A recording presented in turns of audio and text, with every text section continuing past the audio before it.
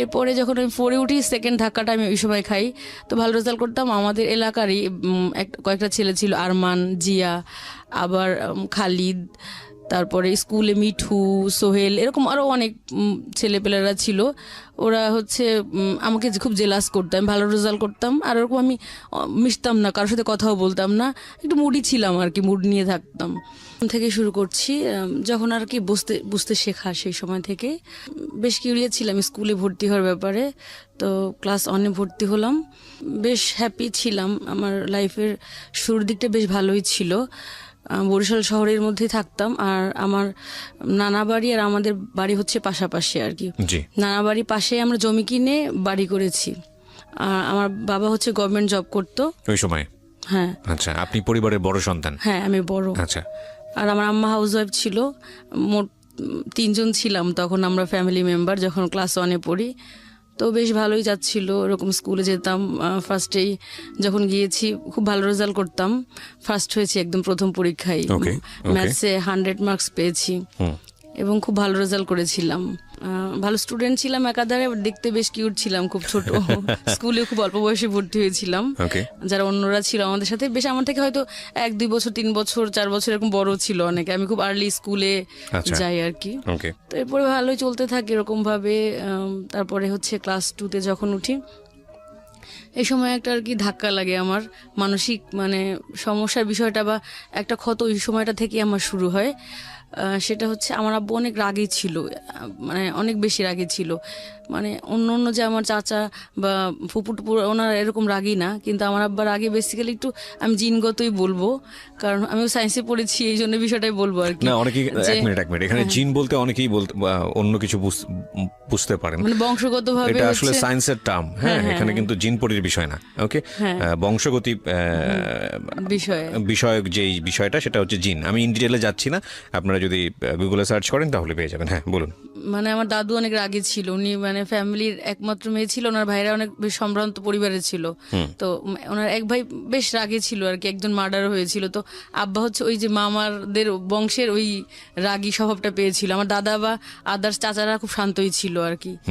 তো আব্বুর ব্যাড সবকিছুই ভালো, 5 ওয়াক্ত নামাজ রোজা করতো, গভর্নমেন্ট জব করেছে, তারপরে ভালো ছাত্র ছিল, সবকিছুই তার ভালো ছিল, পজিটিভ ছিল, খুব ডিসিপ্লিনড। কিন্তু একটাই ব্যাড হ্যাবিট ছিল, সেটা হচ্ছে কথায় কথায় হাত তোলা আর কি। যে কোনো বাইরে না, যে কোনো, যেমন আমাদের যখন গ্রামে আমাদের বাড়ি আছে, সেখানে চাচাতো ভাই বোনরা ছিল, যৌথ ফ্যামিলি, তো ওদেরকেও নাকি মাঝে মাঝে এরকম জড়থাপ্পড় মারতো আর কি। এটা একটা খুব ব্যাড হ্যাবিট ছিল তার। এবং এটা এখন অবশ্য তার প্রতি আমার কোনো রাগ নাই, কারণ এখন সে অনেক লক্ষ্মী হয়ে গেছে আর পরে অনেক ভদ্র হয়ে গেছে, কিন্তু ওই সময়টা আর কি ছিল এরকম। আর বাবা মার সাথে আমার বয়সের ডিফারেন্সও খুব বেশি না, আমার আম্মার সাথে হচ্ছে 16-17 বছরের ডিফারেন্স। আর প্রথম বেবি, বুঝতেই তো পারেন, তারা খুব একদম একেবারে ইয়ং ছিল আর কি, খুব টকবগে আর খুব উত্তেজিত, এরকম এক্সাইটেড স্বভাবের। তো তখন আমার আম্মা হচ্ছে, আমি ক্লাস 2 প্রেগনেন্সি ছিল।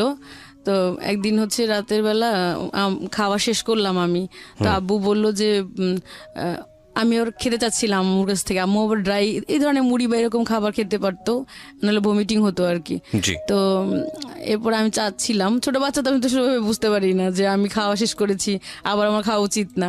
তো এই বিষয়টা আব্বু খুব রেগে গেল, সে খুব রাগি, বললো যে ও চাইছে কেন দিলা আর কি, একটা চড় মারলো অনেক। আপনি যখন কোন ক্লাসে? ক্লাস 2-এ পড়ি। তখন তো আপনি বুঝতে পারছেন, মানে আপনার নিজের মেমরি থেকেই বলছেন? হ্যাঁ, বুঝতে পারছি। তো একটা চড় মারলো, শেষে আম্মু হচ্ছে প্রেগনেন্সি ছিল, এটা বুঝতে পারতাম আমি যে অসুস্থ আমার আম্মু, একদম বেডের উপর থেকে নিচে পড়ে গেল আর কি। এই আমার লাইফে আর কি খুব ছোটবেলা থেকে এই মানসিক একটা অশান্তি শুরু হয়ে গেল আর কি, একটা ক্ষত শুরু হইলো যে এরকম কেমন পুরুষরা কেন নির্যাতন করবে বা এরকম। সেটা যাই হোক, হয়তো পরবর্তী যে ঘটনাগুলো ঘটেছে হয়তো আমার আম্মার কিছু দোষ থাকতে পারে, কিন্তু সেটা অন্য ব্যাপার। কিন্তু এটা আমার কাছে খুব খটকা লাগলো তখন থেকে। First impression is the last impression. হ্যাঁ, একদম শুরু থেকেই আমি কিছুটা ডিপ্রেসড বা এরকম খারাপ আর কি মনোভাব আমার। তো স্কুলে যাই তখন থেকে আমি খুব মনোযোগ দিয়ে পড়াশোনা করতাম আর কি। যে আমার মানে ছেলেদের সম্পর্কে খুব খারাপই একটা ধারণা ছিল যে হয়তো এরকম বা আমার লাইফে এরকম হতে পারে, আমি বড় হয়ে অফিসার হব বা স্ট্রাগল করব, পড়াশোনা করব, মানে বেসিক্যালি পড়াশোনাটাকে খুব পছন্দ করতাম আর কি। স্কুলে যেতাম, ও স্কুলটার নাম ছিল একাদে চৌধুরী সরকারি প্রাথমিক বিদ্যালয়, ওখানে আমি পড়তাম, ভালো স্কুল বেশ। ওই সময় মানে অন্য স্কুলের তুলনায় খুব উন্নত ছিল আর কি। প্রাইমারি স্কুল তখন কিন্ডারগার্টেন বা ওরকম প্রচলন ছিল কিন্তু খুব কম, তখনও ভালো ভালো স্টুডেন্টরা এখন তো পড়ে না, পড়তো প্রাইমারি স্কুলে আর কি। জি। যারা আমরা ওখানে পড়েছি অনেকে মেডিকেল কলেজে চান্স পেয়েছে, ভালো ভালো জায়গায় চান্স পেয়েছে বা ভালো সাবজেক্টই পড়েছি আমরা। এরপর সেকেন্ড ধাক্কাটাকে যখন 4-এ উঠি আমি খুব ভালো রেজাল্ট করতাম এবং খুব ভদ্র শান্ত ছিলাম অনেক। জি। যেখানে আম্মু দাঁড়া করে রাখতো ওখানেই দাঁড়িয়ে থাকতাম বা এরকম টাইপের ছিলাম। তো স্কুলে গেলাম আর ক্লাস ক্যাপ্টেনও হলাম। আমার নানা আবার স্কুলের প্রধান শিক্ষক ছিল আর কি। তো ওই স্কুলের প্রধান শিক্ষক স্যার আমাকে খুব আদর করতেন, যেহেতু আমি শিক্ষকের নাতনি, এই জন্য অন্যরকম একটা পরিচিতি ছিল। এরপরে যখন আমি 4-এ উঠি সেকেন্ড ধাক্কাটা আমি ওই সময় খাই। তো ভালো রেজাল্ট করতাম। আমাদের এলাকারই কয়েকটা ছেলে ছিল, আরমান, জিয়া, আবার খালিদ, তারপরে স্কুলে মিঠু, সোহেল, এরকম আরো অনেক ছেলেপেলেরা ছিল। ওরা হচ্ছে আমাকে খুব জেলাস করতো, আমি ভালো রেজাল্ট করতাম আর ওরকম আমি মিশতাম না, কারোর সাথে কথাও বলতাম না, একটু মুডি ছিলাম আর কি, মুড নিয়ে থাকতাম। কারণ আমার টার্গেট ভালো রেজাল্ট করতে হবে, বা অলরেডি বাসায় তো টুকটাক আমার প্রবলেম হচ্ছে, এগুলো আমি কখনোই শেয়ার করতাম না। তো ওরা হচ্ছে এরকম আমাকে টিজিং করা শুরু করে, জেলাস করে আর কি, যে আমি ভালো রেজাল্ট করতেছি, আমাকে নিচে নামানোর জন্য বা সামাজিকভাবে হেয় প্রতিপন্ন করার জন্য একটা বাজে একটা ওয়ার্ডস দিয়ে, ফেস টু ফেস এরকম একটা শব্দ দিয়ে হচ্ছে টিজিং করতে থাকতো, অলওয়েজই টিজিং করতো এরকম। এটা মোটামুটি ছড়িয়ে দেয় ওই গন্ডিটার মধ্যেই আর কি। তো এরকম টিজিং করতে থাকলো এমন ভাবে, এটা না টর্চার পর্যায়ে আর কি, মানে কি যেন face to face face to face করে টিজিং করতো আর কি, একদম গলি টলি মোটামুটি অনেকের মধ্যেই ছড়ালো আর কি, ছেলেদের মধ্যে বিশেষ করে। তখন কোনো মেয়েদের ইন্টিমেসি ইনভলভমেন্ট ছিল না। পরে হচ্ছে আমি খুব একটু ডিস্টার্ব ছিলাম, আর আমার একটু প্রবলেম ছিল, অ্যালার্জি প্রবলেম ছিল, আমার বায়ুবর্ণে অ্যালার্জি ছিল, বেশ ঠান্ডার, আর আমি খুব শুকনা ছিলাম, ঠান্ডা থাকতো এমনি হাত পা অনেক। আর শীতের দিনে এক্সাম থাকলে আমার খুব কষ্ট হতো, আমি ভালো এক্সাম দিতে পারতাম না, কারণ কোল্ড অ্যালার্জি ছিল, নাক দিয়ে পানি পড়তো বা হাত পা ঠান্ডা হয়ে যেত, বেশি রাত জেগে পড়তে পারতাম না, সন্ধ্যার সময় ঘুমায় থাকতে হতো লেপ বা কম্বল গায়ে দিয়ে এরকম। তো ওরা এরকম সবসময় উত্তক্ত করতো আমাকে, কোচিং করতে যেতাম 5 স্কলারশিপের জন্য, তখন উত্তক্ত করতো, সবসময় টিজিং করতেই থাকতো। এতে মানসিকভাবে আমি ডিপ্রেস থাকতাম, কারণ বাসায় তো আব্বা আম্মার মাঝে মাঝে টুকটাক আর কি ঝামেলা হতো, এটা নিয়ে অরিড থাকতাম, ছোট বাচ্চা, শেয়ার করতাম না। আবার নেক্সট টিজিং নিয়ে খুব অশান্তির মধ্যে থাকতাম, কাগজ ছুঁড়ে মারতো আমার দিকে, ফুল টুল ছুঁড়ে মারতো স্কুলে যখন পড়তাম, সিঁড়ি দিয়ে ওঠার সময় এরকম। আপনাদের সহপাঠীরা এসব করতো? হ্যাঁ, আমার সহপাঠীরা এসব করতো। তো আমি তখন খুব খারাপ করে ফেলি, খুব আমার স্কলারশিপ পাওয়ার কথা, ট্যালেন্ট ফুল আমি পাই নাই, বৃত্তি পাই নাই। অন্য ছেলেরা যারা এরকম ডিস্টার্ব করতো তাদের মধ্যে একজন পেয়ে গেছে আর কি। ওকে।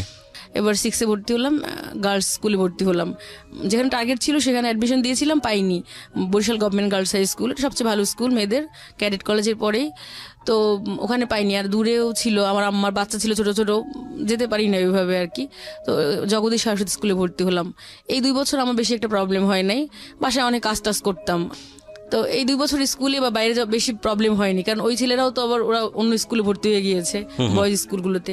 রাস্তায় টুকটাক করে টিজিং করতো হালকা, খুব বেশি প্রবলেম হয়নি। আর রেজাল্টও খুব ভালো করেছিলাম, 6-এ খুব ভালো রেজাল্ট করেছি, আর 7-এও খুব ভালো রেজাল্ট করেছি।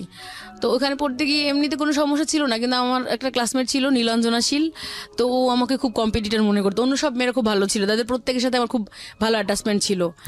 আর ও হচ্ছে একটু জেলাস করতো আমাকে, আর ও শিক্ষকের মেয়ে ছিল, ভুলভাল লেখা রাখতো টিচার, ওকে খুব বেশি বেশি মার্কস দিয়ে দিত আর কি, এরকম। পরে আমি হাতে নাতে কয়েকটা ধরিয়ে দিয়েছিলাম, তার জন্য ও আমার প্রতি খুব ক্ষিপ্ত ছিল। স্কুলে ডিসপ্লে করতে আমাকে দেয়নি, ও ডিসপ্লে করেছিল। আমার যখন করতে গেলাম, টিচাররা বললো কি তুমি এটা দেখাশোনা করবো, নীলাঞ্জনাকে দায়িত্ব দিল। ও ফার্স্ট এসে আমার ভুল দিল, ম্যাডাম এটা হয় না, এটা হয় না, এই স্টেপসটা হয় না, মানে আমাকে ডিসপ্লে করতে দিল না। You have very good brain first of all, আপনার এইসব এত ছোট ছোট অপরিচিত আমরা যেখানটায় ছিলাম। তারপর হচ্ছে ও আমার প্রতি খুব ক্ষিপ্ত ছিল। তো নীলাঞ্জনার সাথে মার্কসের ডিফারেন্স হয়ে গেল অনেক, ও সংস্কৃতি পেয়েছে 40, আমি পেয়েছি 95, অনেক বেশি পেয়ে গেছি। তো প্রায় 150 মার্কসের ডিফারেন্স, আমি ফার্স্ট হয়ে যাই। ওই দিন ও হচ্ছে একদম রেজাল্ট দিয়েছিল সে মাঠের মধ্যে আর কি, মাঠে গড়াগড়ি করে কাঁদতে ছিল আর কি, আমি যখন ওর থেকে ভালো মার্কস পেলাম।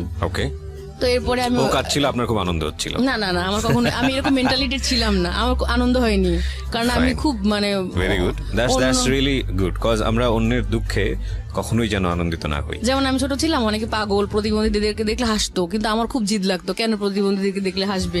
আমি সবসময় হেল্প করার চেষ্টা করতাম, পুরদেরকে বা যারা অসহায় ওদের পাশে দাঁড়ানোর চেষ্টা করতাম সবসময়। তো এরপরে আমি হচ্ছে বরিশাল গভর্নমেন্ট গার্লসে অ্যাডমিশন টেস্ট দিই, ওখানে হচ্ছে 3rd হয়ে এবার আর কি অ্যাডমিশন নিলাম। আবার হচ্ছে ট্রান্সফার সার্টিফিকেট দেখিয়েছি আব্বার, কারণ হচ্ছে গভর্নমেন্ট জব করতো ওইভাবে আর কি, তো অ্যাডমিশন নিয়ে নিলাম। এবার আমার উপর আবার টর্চার, হিটে উঠে গেছি, একটু বড় হয়ে গেছি, ওই যে এলাকার পোলাপান গুলো আবার হচ্ছে স্কুলে পিছন পিছন যেত আমাকে, বাজে আজে বাজে কিছু পোলাপান একদম ওই ক্লাসে যেগুলো টিচিং করতো ওগুলো না, অন্যগুলো আর কি ছড়িয়ে দিয়েছে তো সাইকেলে Spread করে, হয় সব জিনিসগুলো, ওরা হ্যাঁ। একদম স্কুলে যেত পিছন পিছন যেত, আর পিছন পিছন হচ্ছে টিচিং করতে করতে যেত। ওইটাকে ঘিরে এমনিতেও মানে প্রেম করার জন্য ঘুরতো অনেক ছেলেপেলেরা আর কি। একটা জিনিস খেয়াল রাখবেন, বারবার হচ্ছে রাইট, আমাদের একটু ইন্টারাপ্ট করছি আপনাকে। একটা জিনিস অবশ্যই খেয়াল রাখা দরকার প্রিয় শ্রোতা, যে যারা কখনো এই ইফটিজের শিকার হননি তারা আসলে বুঝবেন না যে এটা আসলে কতটা ভয়ানক হতে পারে। খুব স্বাভাবিক না, একটা মানুষ, আপনি ধরুন আপনি নিজেকে চিন্তা করুন, একটা ছেলে কিংবা মেয়ে না, আপনি ঘর থেকে বের হয়েছেন, আপনার চারপাশের লোকজন আপনাকে অন্য একটা নামে খ্যাপাচ্ছে, একবার দুইবার সেটা ভালো লাগতে পারে বা আপনি হয়তো নেগলেক্ট করতে পারেন, কিন্তু এটা যদি ঘর থেকে বের হলে কন্টিনিউয়াসলি হতে থাকে এবং উল্টাপাল্টা আচরণ যদি হতে থাকে, তখন কিন্তু আপনি মেন্টালি ইমব্যালেন্স একটা পর্যায়ে পৌঁছে যাবেন। এবং শিশুদের ওই যৌক্তিক ব্যাপারটা কিন্তু মাথায় থাকে না, তখন ওর বয়স কিন্তু শিশু বয়স, এবং এটা কিন্তু র্যান্ডামলি বাড়ছে, যেটা স্কুল থেকে ধীরে ধীরে হাই স্কুলের দিকে যাচ্ছে। এগুলো একটু নোট রাখবেন। বলেন। তারপর হচ্ছে ভালো রেজাল্ট করতে না পেরে আমার বাসায় রাত্রেবেলা ঢিল মারতো যখন আমি পড়তে বসতাম। আমাদের 5 তলা ফাউন্ডেশন ছিল, টিন শেড, ওটা ছাড়া আমাদের আরেকটা বাড়ি আছে, আমরা এখন ওখানে থাকি আর কি, কিন্তু ওই সময় ওইটা ছিল আর কি, ওখানে ভাড়া দিয়ে দিয়েছি। তো ওই রাতের বেলা হচ্ছে কি সন্ধ্যার পরে ইচ্ছা মতো ঢিল ছুটতো আমাদের টিনের উপরে, কেন যে ছুটতো কেউ জানতো না, কিন্তু বড় হওয়ার পরে বুঝতে পেরেছি যে আসলে আপনার বাবা থাকতো না আপনাদের সঙ্গে ওই সময়? আব্বু তো দূরে চাকরি করতো, Right, ওই খুলনায়। সময় তখন আপনি মার সঙ্গেই থাকতেন? হ্যাঁ হ্যাঁ, আচ্ছা। আমি, মা আর ছোট 2টা ভাই বোন ছিল, আর পাশে নানা বাড়ির নানা বাসা ছিল, থাকলে তো আলাদা একটা পরিবার, যেতাম, কিন্তু কেন মারতো সেটা কেউ জানতো না যে কেন ঢিল মারতো। হয়তো বা আরো ক্ষতি করার চেষ্টা করতে পারতো, কিন্তু আমার 4 মামা ছিল, ধারণা হয়তো আরো ক্ষতি করার চেষ্টা করতো, কিন্তু পারেনি, ওই হয়তো ওই কারণে হয়তো বা ভয় পেতে হইতে পারে, এইভাবে আর কি সমস্যাগুলো। আর ওই যখন মানে খোঁজ নিয়ে জেনেছে যে এই শব্দটা দিয়ে আমাকে মানে ক্ষতি করা যায়, আবার ওই শব্দটা ওরাও ব্যবহার করতে লাগলো, স্লোগানের মতো আর কি, মিছিলের মতো এরকম শুরু করলো ওরা। মোটামুটি কলেজের 50-70% মানুষ জেনে গেল আর কি, যেরকম বিষয়টা মানে বারবার ক্রমাগত করতেই থাকলো, আরো ছড়িয়ে পড়লো। তারপরে হচ্ছে আমি যখন ক্লাসে আসতাম, যেতাম হচ্ছে করিডোর দিয়ে, হ্যাচ্ছ হ্যাচ্ছ করে আমার গায়ের মধ্যে, চিন্তাও না আননোন ছেলেপেলেরা একদম থুথু ছিটিয়ে বা ওই যে সর্দি টর্দি কফ এগুলো ছুটি মানে ফেঁচু ফেঁচু হ্যাচ্ছ হ্যাচ্ছ করে আমার মুখের মধ্যে এসে একদম এরকম অ্যাটিচিউড করতো, যত ধরনের বিকৃত আচরণ করা যায় সর্বোচ্চ পর্যায়গুলো করতো। তারপর রাস্তায় দিয়ে যেতাম, একটা পাগলি ছিল, ওই পাগলিটাকে শিখাই দিত, বলকে ফেসু ফেসু বল, ওই পাগলিটা নাচতো আর ফেসু ফেসু বলতো, বলে থুথু দে, আমার গায়ে থুথু পর্যন্ত দিয়েছে। My goodness. এরকম ভাবে মানে পাগলিটাকে দিয়ে দেওয়া হতো, বিভিন্ন ভাবে ভাই অত্যাচার করতো আমার উপরে। আমাকে ভয় দেখানোর জন্য একটা ছেলে, আমি নাম বলবো না, সে পরবর্তীতে মেডিকেল কলেজে চান্স পেয়েছিল এবং একটু টেরোরিস্ট টাইপের, পুলিশের ছেলে আবার। তো সে একবার কি করলো, আমাকে ভয় দেখানোর জন্য, আমি নিয়ে বসেছিলাম ক্লাসরুমের মধ্যে, পদার্থ বিজ্ঞান বই পড়তেছিলাম, আমাকে ভয় দেখানোর জন্য দরজা আটকায় ফেললো এক পাশ থেকে, মানে দর্শন এরকম টাইপের ভয় দেখায় অনেকে, দরজা আটকায় ফেললো। আমার বান্ধবী কি করলো, দৌড়ে বের হয়ে গেল ক্লাসরুম থেকে, কিন্তু আমি আর বের হইনি, আমি এবার এমনিতে খুব স্ট্রিক্ট ছিলাম, কারণ আমি তো অনেক বিপদের সম্মুখীন ছিলাম, ভয় পেলে তো আমাকে চলবে না, তো আমি বের হইনি, পরে নিজেই খুলে দিল আর কি। প্রতিনিয়ত বিভিন্ন ভাবে, মানে কয়টা বলবো আর কি, সপ্তাহে তো আমার মনেও নাই, এরকম ভাবে মানে অত্যাচার করতেই লাগলো একটার পর একটা আমার উপরে আর কি। এর মধ্যে আমি সায়েন্স ফেয়ারে পার্টিসিপেট করলাম, তখন হচ্ছে আমি ফার্স্ট হলাম বরিশালে আর কি, বিভাগীয় পর্যায়ে সবগুলো, ঝালকাঠি, বরগুনা, যেগুলো অন্য জেলা আছে সবগুলোর মধ্যে আর কি ফার্স্ট হলাম। তো ওই প্রজেক্টটা নিয়ে আমি ঢাকায় আসলাম, চিন্মৈত্রী সম্মেলন মানে বঙ্গবন্ধু যে সম্মেলন কেন্দ্র, এটার উদ্বোধনী ছিল, তখন প্রাইম মিনিস্টার ছিল খালেদা জিয়া আর কি, উনি অনুষ্ঠানটা উদ্বোধন করলেন। তো এখান থেকে গেছি, অনেক হাসাহাসি করতেছিল যে কিছুই তো পারবে না, গিয়ে হয়তো সান্ত্বনা পুরস্কার পাবে বা এরকম। ঢাকায় গিয়ে আমি প্লেস পেলাম আর কি, তো অনেক গিফট পেয়েছি আর কি। তারপরে প্রথম আলোতে আমার বেশ নামটাম আসলো একদম এরকম।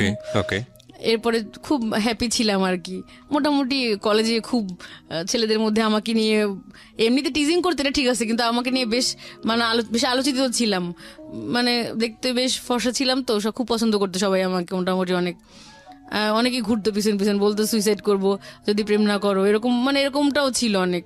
তো যখন আমি ন্যাশনাল অ্যাওয়ার্ড পেয়ে আসলাম, জাহিদ আমার বন্ধু, আমার ক্লাসমেট ছিল, ওই যে একবার টিচিংও করেছিল অলরেডি, ঝগড়া লাগছিল ওর সাথে, ও আমার পেছনে ঘুরঘুর করতে লাগলো আর কি, ঘুরঘুর করতে শুরু করলো, আমাকে পোস্ট কার্ড দিল, অনেকগুলো চিঠি দিল আর কি।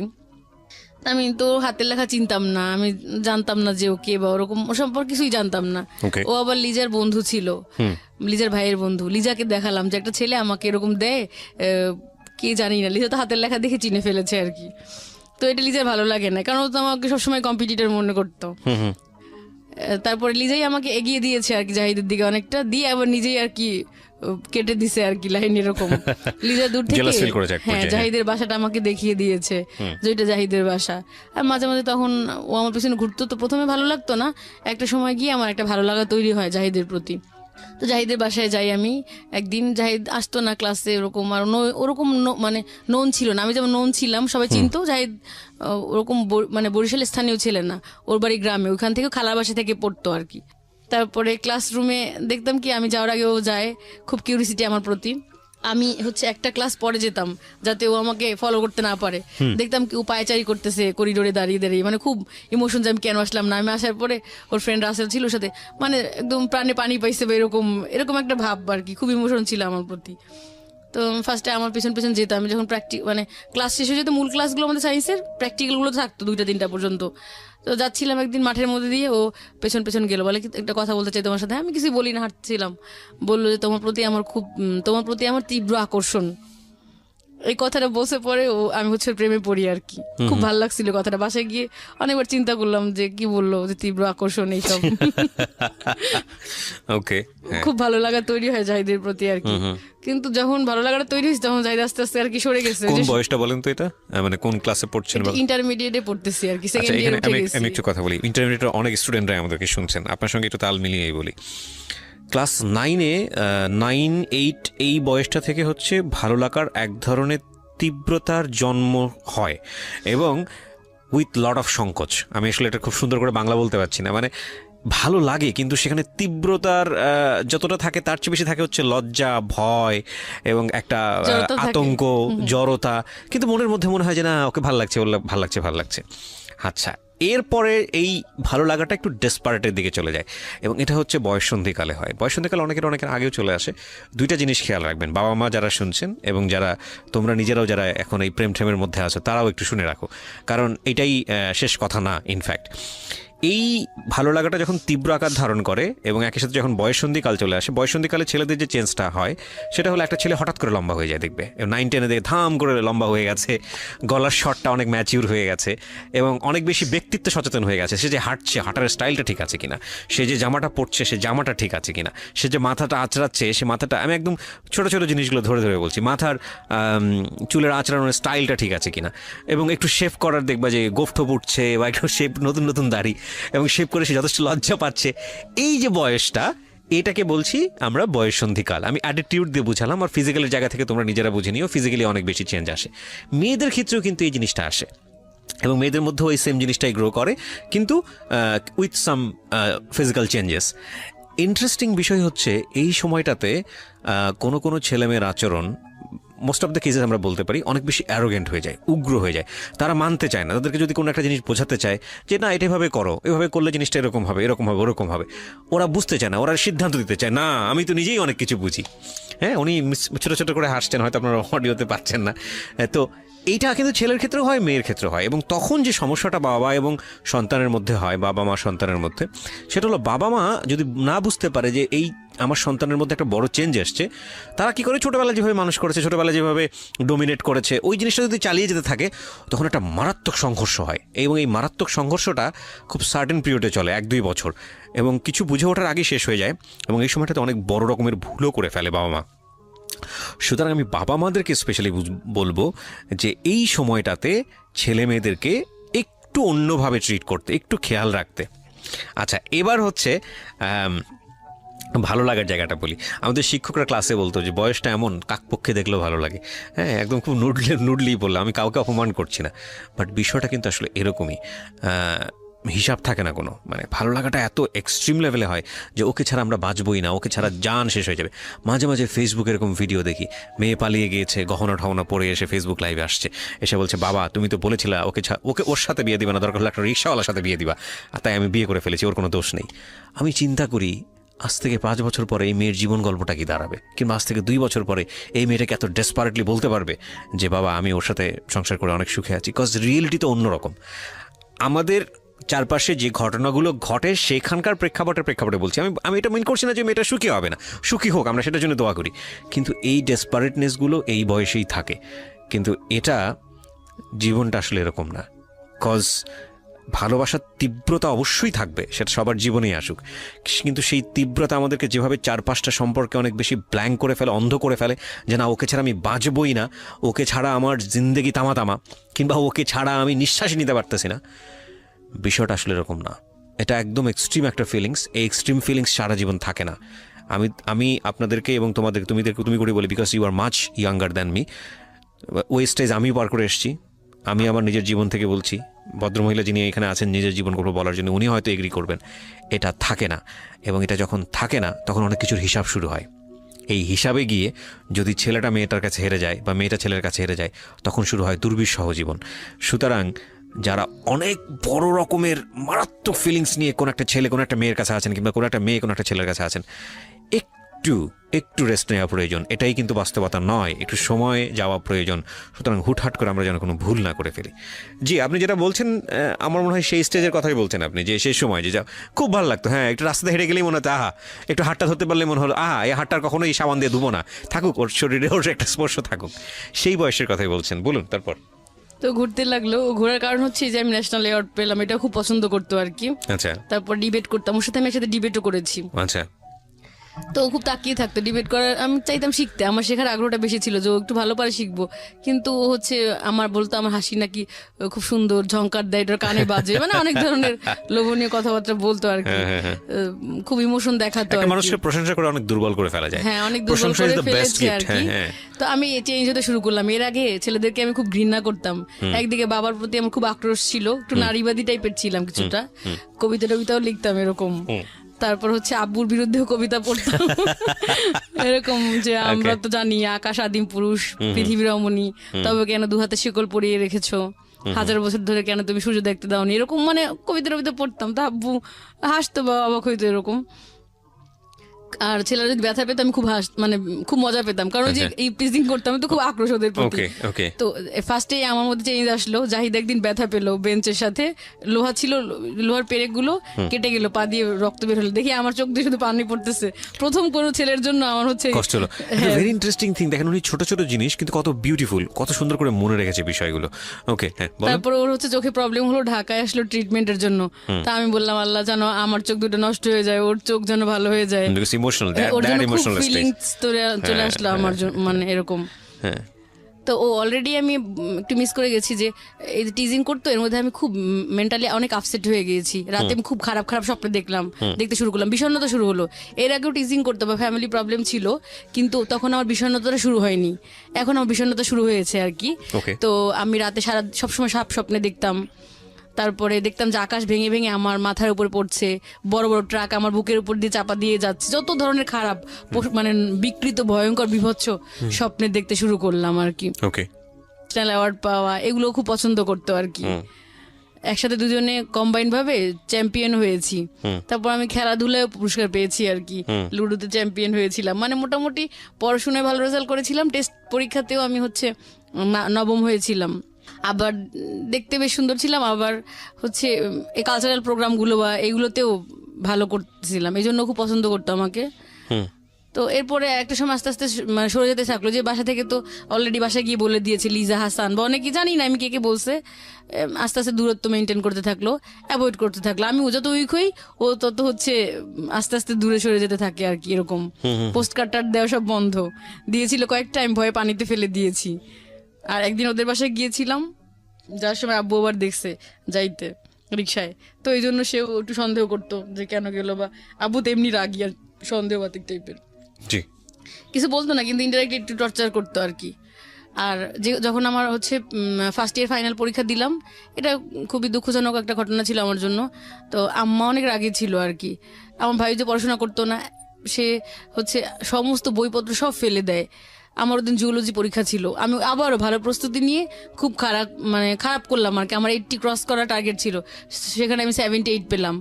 তো আমি আবার জিদ করে হচ্ছে পড়াশোনা করতে ভালো লাগতো না, যে এরকম বারবার চেষ্টা করতেছি, বারবার হচ্ছে খারাপ হচ্ছে।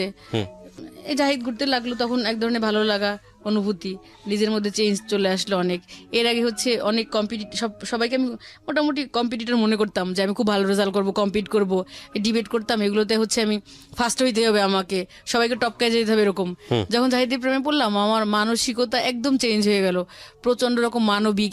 এর আগে একটু অহংকার ছিল অন্যরকম, তারপরে অন্যরকম ব্যাপার ছিল, যেগুলো একদম চেঞ্জ হলো, অনেক ভালো হয়ে গেল মন মানসিকতা।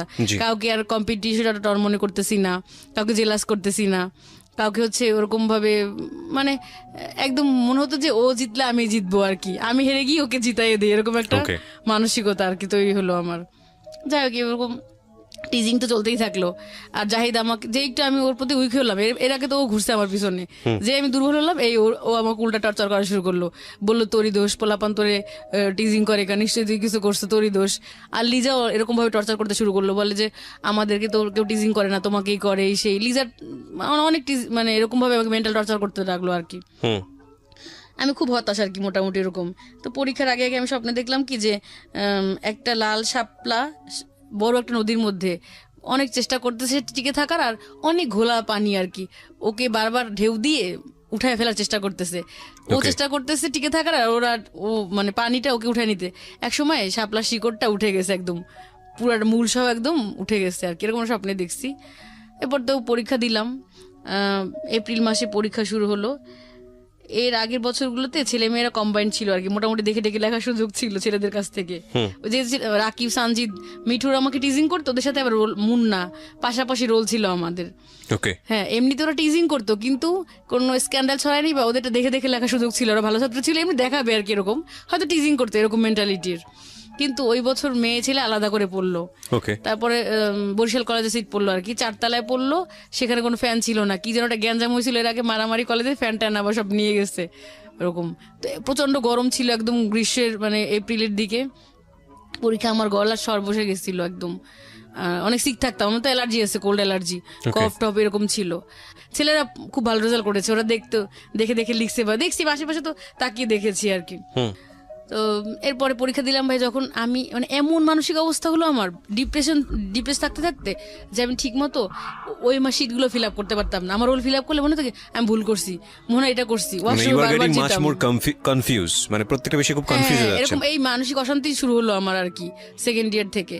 টিচিং করতে করতে এমন অবস্থা, জাহিদ আমাকে মেন্টাল টর্চার করতেছে, লিজা করতেছে, তোমাকে কেন বলে, নিশ্চয়ই তোমার প্রবলেম আছে, জাহিদ বল তোর দোষ। তো এতদিন সাহস পাইনি, যেই প্রেম মানে ভালোবাসছি, প্রেম করতাম না, তথাকথিত কোনো সম্পর্ক ছিল না, মানে পছন্দ করতাম, তখন সে বলতো যে আমার দোষ, এই জন্য পোলাপান আমাকে টিচিং করে, এইসব হ্যাঁ এগুলো বলতে শুরু করলো আর কি, মেন্টালি টর্চার করা শুরু করলো। এটা আমি খুব ভেঙে পড়লাম মানসিক ভাবে আর কি। এরপর থেকে এই যে মানসিক সমস্যাগুলো আমার দেখা দিল, সবসময় খুঁত মনে হয় আমি ভুল লিখছি, তাহলে এটা করছি, যেটা আমি পারি জানি এইটাই ঠিক, কিন্তু অন্যদের যেটা বলতো ওইটাই আমার মনে হয় যে এইটাই ঠিক, আত্মবিশ্বাসের ঘাটতি। এর আগে এটা আমার ছিল না, এই ধরনের প্রবলেম আমার। তারপরে হচ্ছে সবসময় একটা মানসিক ভুল লিখতাম, মানে হয়তো 5i বা 2s হয়তো মাইনাসের জায়গায় প্লাস, মানে উল্টাপাল্টা করে লিখতাম সবই, কিন্তু উল্টাপাল্টা করে লিখতাম প্রত্যেকটা পরীক্ষা। ফিজিক্স, ম্যাথ আমার খুব খারাপ হয়ে গেল পরীক্ষাগুলো আর কি, তখন আমি বুঝতে পারিনি যে এতটা খারাপ হয়েছে আর কি পরীক্ষাগুলো। যখন রেজাল্ট দিল খুবই খারাপ রেজাল্ট করলাম, 13 অক্টোবর রেজাল্ট দিল, মানে খুব কান্নাকাটি তো করছে, এটা বুঝিনি, মানসম্মান তো সব গেছে, এমনি সবাই আমাকে চেনে ভালো স্টুডেন্ট হিসেবে, আর খুব মজা পাইলো সবাই আর কি। সবাই গেল ক্যাম্পাসে রেজাল্ট নিতে, আমি গেলাম না, বাসা বসে খুব কান্নাকাটি করতেছি আর কি। এর মধ্যে লিজা আসলো খুব মায়া কান্না দেখাতে, সে আবার আমার সাথে কম্পিটিশন দিয়ে খুব ভালো পড়াশোনা করে এইবার আমার থেকে খুব ভালো রেজাল্ট করে ফেলেছে আর কি। এর মধ্যে একটা বিষয় স্কিপ করেছি, প্র্যাকটিক্যাল একটা কথা বলি না। প্র্যাকটিক্যাল হচ্ছে আমি অনেক অনেস্ট ছিলাম ভাই সবসময়, তো সবাই দেখা যাচ্ছে নকল টকল নিত, দেখে দেখে লিখতো, এই টেন্ডেন্সি আমার ছিল না।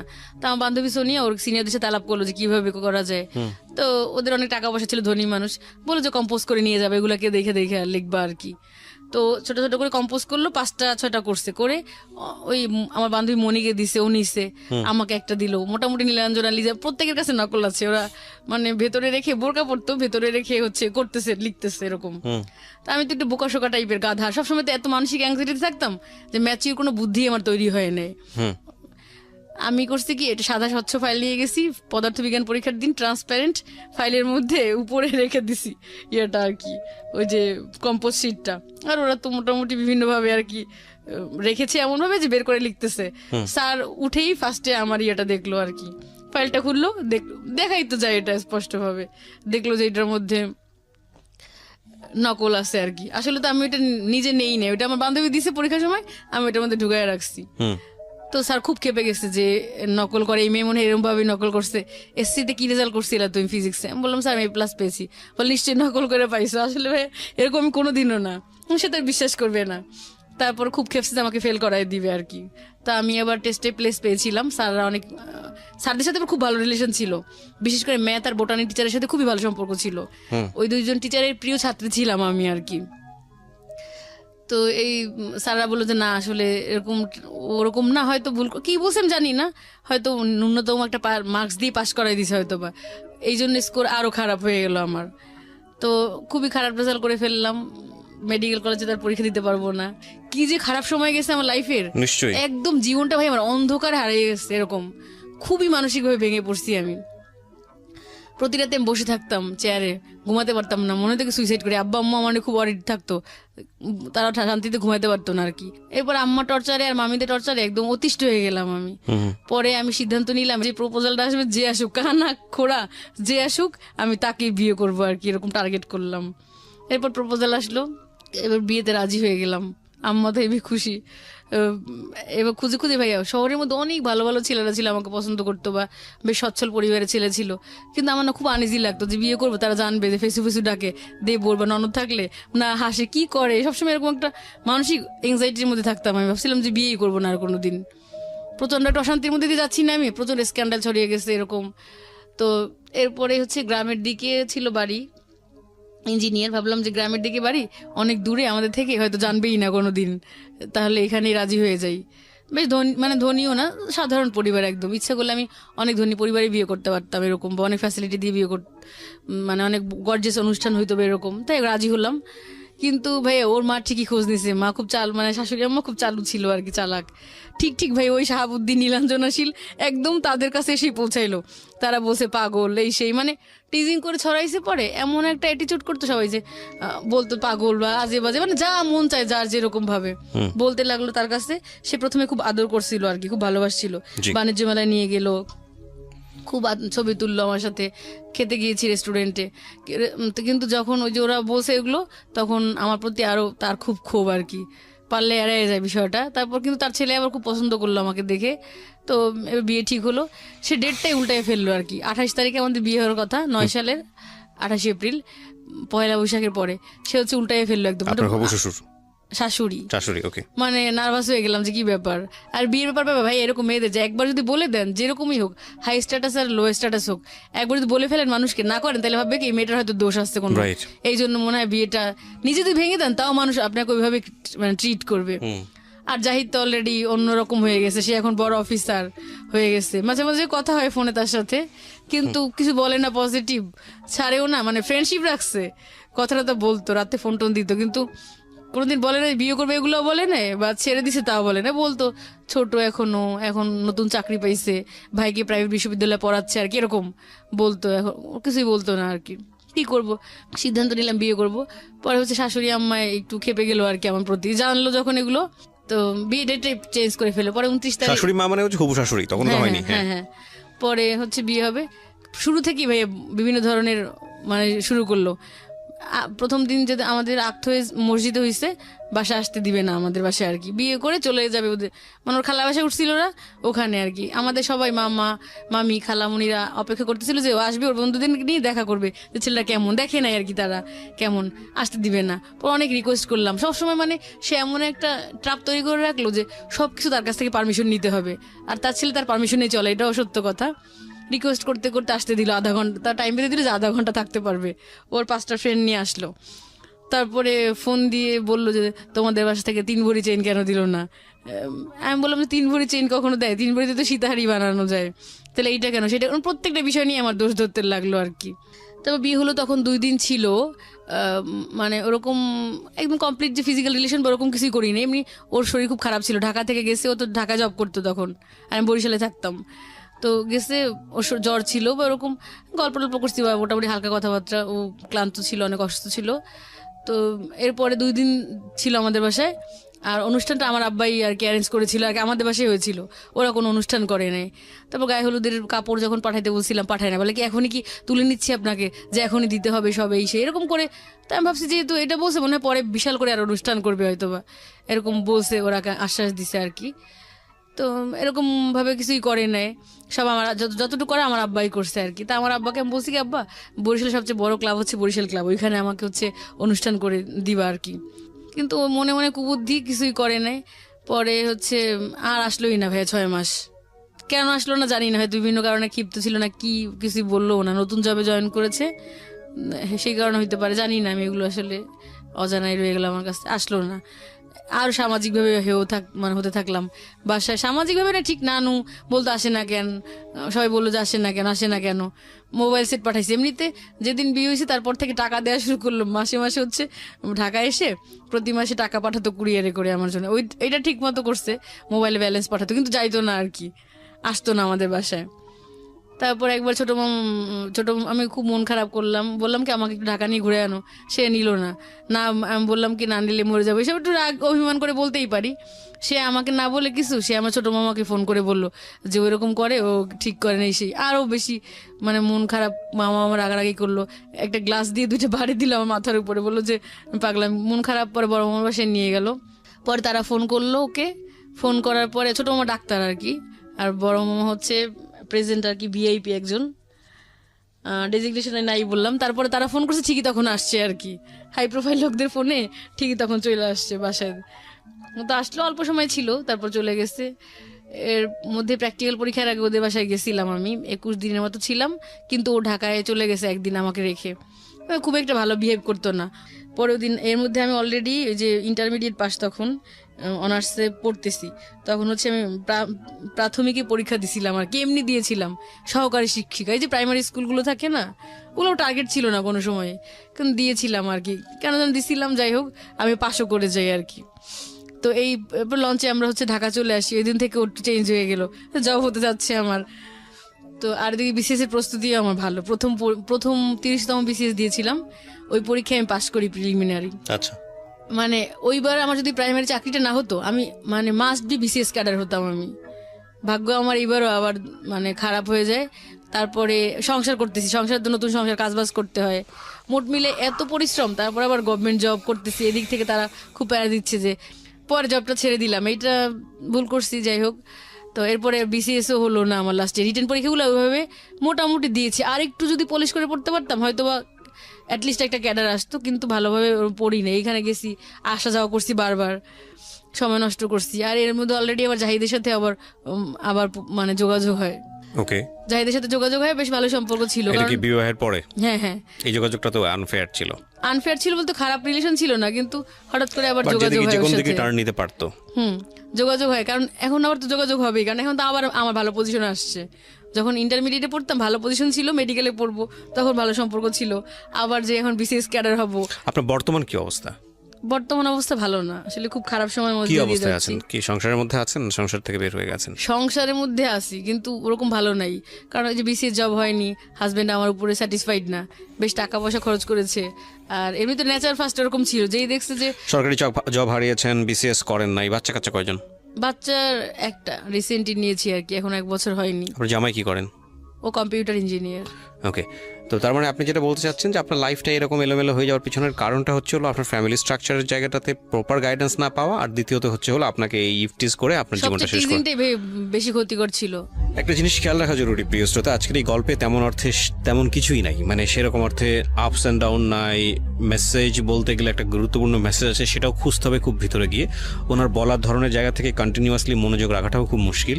তারপরেও আমরা এই গল্পটা বলার সুযোগ দিয়েছি একটা